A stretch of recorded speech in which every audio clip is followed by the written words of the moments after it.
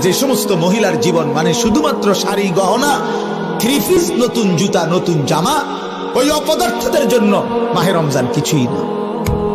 মেডি মনে করে রমজান আইছে, নতুন জুতা কিনবে, নতুন শাড়ি, নতুন গহনা।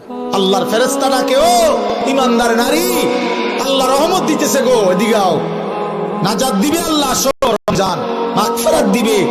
নাফরমান নারী, অসভ্য নারী, বেপর্দা বেহায়া নারী আল্লাহরে ডাকে, প্রত্যাখ্যান করে, ফেরেশতারে বলে, যা বেটা, তোদের রহমত মাগফিরাত নাজাত এটি তোদেরটাই তোদের আল্লাহর কাছে দিয়া দে। আমার দরকার জুতা, আমি জুতা কিনতে যাই। আমার শাড়ি দরকার, আমার গহনা দরকার, আমার দরকার থ্রি পিস। আমি রহমত দিয়ে কিটা করব? আমি মাগফিরাত দিয়ে করবো কি? আমার দরকার হলো জুতা। এই জন্য পুরাটা রমজান হাইটা হাইটা জুতা কিনে, শাড়ি কিনে, গহনা, সারা বছরও কিনে।